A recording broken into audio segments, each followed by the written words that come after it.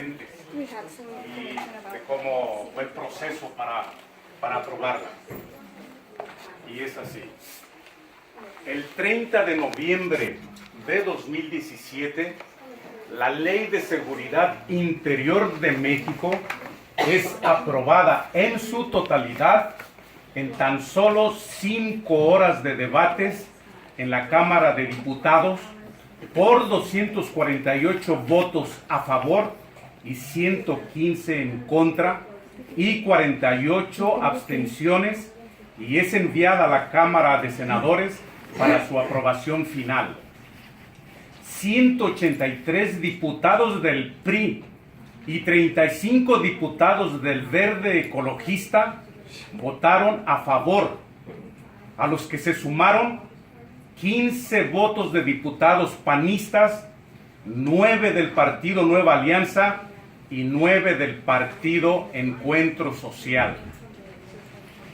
El 13 de diciembre es analizada y aprobada por las Comisiones Unidas de Gobernación, Defensa Nacional, Marina y Estudios Legislativos y enviada a la Cámara de Senadores. El 15 de diciembre, en la Cámara de Senadores se debate por 12 horas y después de algunos cambios es aprobada en horas de la madrugada por 76 votos a favor, 44 en contra y 3 abstenciones. El mismo día 15 es enviada a la Cámara de Diputados y tras aceptar los cambios hechos por el Senado, en rápida votación es aprobada por 262 votos a favor, 25 en contra, y es enviada a Peña Nieto para que la firme y la promulgue. El 21 de diciembre es firmada como decreto presidencial y enviada al Diario Oficial de la Federación para su promulgación. Sin embargo, su puesta en ejecución es frenada por las múltiples protestas y críticas de juristas especialistas en derecho constitucional y de organizaciones no gubernamentales de México y del extranjero, y es enviada a la Corte de Justicia, a la Suprema Corte de Justicia, para su análisis por considerarse anticonstitucional. El comisionado de las Naciones Unidas en México, Jan Jarab, ha externado también su rechazo y preocupación por la aprobación de esta ley, por considerarla un peligro en contra de los derechos humanos.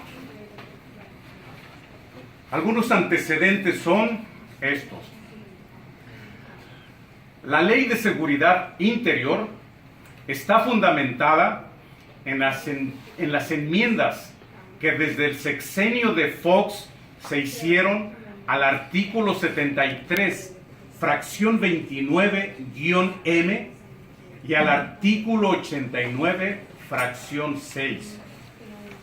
El artículo 73, fracción 29-M, autoriza al Congreso a hacer leyes de seguridad nacional. Por eso es que hicieron lo que les dio su gana, porque ya estaban apoyados en ese cambio a ese artículo. El artículo 89, fracción 6, otorga al presidente de la República la autorización y el poder para utilizar el ejército para preservar la seguridad nacional.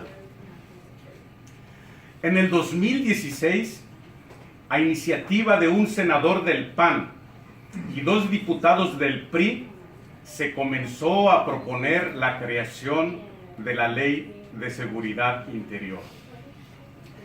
Algunos puntos críticos son los siguientes. Esta ley autoriza al Ejecutivo Federal, o sea, al presidente, para que pueda utilizar a las fuerzas federales, entre las que se incluye al Ejército, Fuerza Aérea y Marina para combatir todo aquello que considere una amenaza a la seguridad interior, sin precisar a qué se refiere con el término amenaza a la seguridad interior. En el contexto del artículo 2 de esta ley, se puede interpretar que el término amenaza a la seguridad interior se refiere a todo aquello que atente y amenace la permanencia y continuidad del actual sistema de gobierno. Y el concepto Estado de Derecho que ahí se menciona se refiere a hacer respetar las impopulares reformas hechas ley, utilizando para ello la fuerza pública cuando sea necesario. Por lo tanto, se concluye que esta ley está concebida y diseñada para que se autoproteja el sistema de gobierno actual en contra de la población, porque en ningún punto de la ley se menciona que sea para combatir el crimen organizado o los carteles de la droga, o combatir ningún tipo de delitos que atenten contra la población. Artículo 4 de esta ley. Algunos términos que se usarían en la aplicación de la ley son los siguientes: acciones de seguridad interior. Acciones de seguridad interior significa que es el acto de identificar, prevenir, atender, reducir y contener riesgos y amenazas a la seguridad interior. Otro concepto: amenaza a la seguridad interior. Eso significa que es todo aquello que afecte o amenace a las acciones gubernamentales. Otro concepto: riesgo a la seguridad interior. Esto es, todo aquello que se considere como un riesgo potencial que a futuro pueda ser un peligro que atente contra la seguridad interior. Otro término, tal vez el más crítico, es declaratoria de protección a la seguridad interior. Eso significa orden presidencial para combatir la amenaza a la seguridad interior, o sea, orden de ataque. Ese es el concepto, declaratoria de protección a la seguridad interior, orden de ataque. Esta orden presidencial se tomaría por sugerencia o recomendación del secretario de Gobernación, por sugerencia o recomendación del Consejo Nacional de Seguridad Pública o por pedimento de alguna entidad federativa, de algún estado o de algún municipio.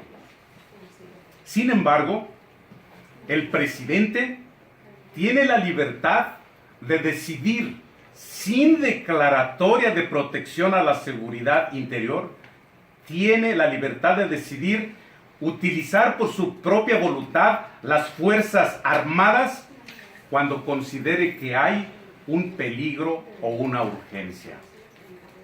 En un máximo de 72 horas se puede emitir o se podrá emitir una declaratoria.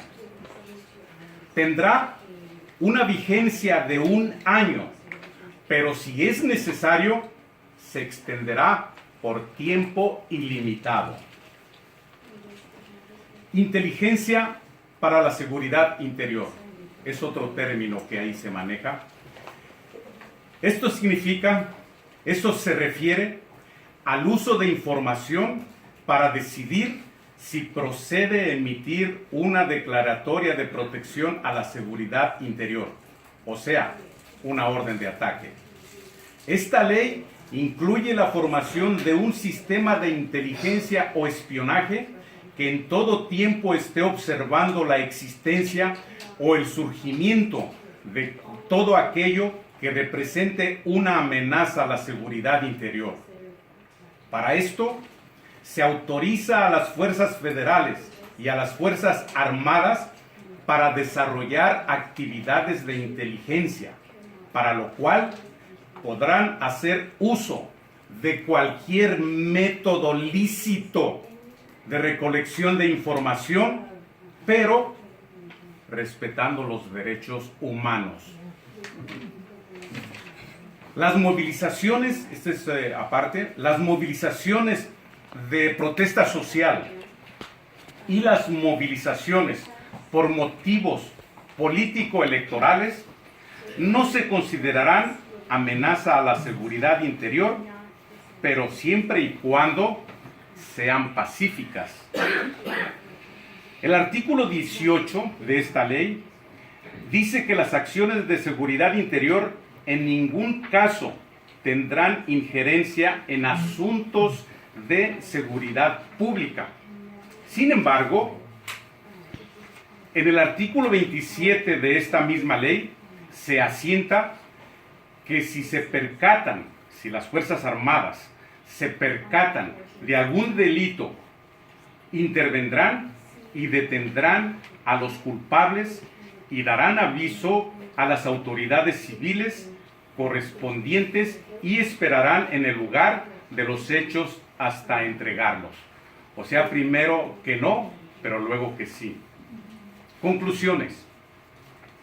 Esta ley justifica y legaliza que a futuro se puedan realizar ataques y represiones tipo Ayotzinapa. Ayotzinapa fue lo que esta ley considera una acción de seguridad interior en la que intervinieron fuerzas federales, municipales y estatales para controlar y reducir lo que de acuerdo a esta ley fue un riesgo a la seguridad interior. Otro riesgo y amenaza a la seguridad interior pueden ser los mítines estudiantiles tipo Tlatelolco 68. Las protestas tipo Atenco, como dijo la compañera, también pueden ser consideradas amenazas a la seguridad interior. La lista de riesgos y amenazas a la seguridad interior es muy larga, es ilimitada. Algunas de ellas podrían ser protestas por los gasolinazos, protestas contra la privatización de Pemex, protestas contra la reforma educativa, protestas por la privatización del agua. Los grupos de guardias comunitarios también podrían ser considerados amenaza a la seguridad establecida, amenaza a la autoridad establecida constitucionalmente. Las autoridades comunitarias autónomas también pueden ser una amenaza. Conclusión final. El presidente de la República, basado en el sistema de espionaje, determinará lo que es una amenaza a la seguridad interior. Ya para finalizar, quiero citar el antecedente, uno de los antecedentes que muchos analistas ponen como antecedente anterior a la fecha en que se aprobó la ley. Y es que dice que en el 2016, a iniciativa de un senador del PAN y 2 diputados del PRI, se comenzó a proponer la creación de la Ley de Seguridad Interior. Sin embargo, hay otros antecedentes. Noam Chomsky, en su libro ¿Quién domina el mundo?, escribió lo siguiente: En 1962, el presidente John F. Kennedy toma varias decisiones críticas. Una de ellas fue la de desplazar la misión de los ejércitos de Latinoamérica, de la defensa hemisférica, a la seguridad interna. En la práctica, una guerra contra la población si se llega a rebelar. Finalmente, Alfredo Vázquez Carrizosa, quien fuera ministro de Asuntos Interiores y presidente del Comité Permanente por la Defensa de los Derechos Humanos en Colombia, declaró lo siguiente: la administración Kennedy se esforzó mucho para transformar nuestros ejércitos regulares en brigadas de contrainsurgencia, dando lugar a lo que en Latinoamérica se conoce como la doctrina de la seguridad nacional, lo cual se entiende como la defensa contra un enemigo externo. Sin embargo, se convirtió en una doctrina para combatir al enemigo interno, tal como quedó demostrado en la doctrina brasileña, la doctrina argentina, la doctrina uruguaya y la doctrina colombiana. Se convirtió en el derecho de combatir y exterminar a trabajadores sociales, sindicalistas, hombres y mujeres que no apoyaran al poder establecido y que se supone que son comunistas extremistas. Y concluye diciendo: y esto podría significar cualquiera, incluidos activistas de los derechos humanos como yo mismo. Gracias.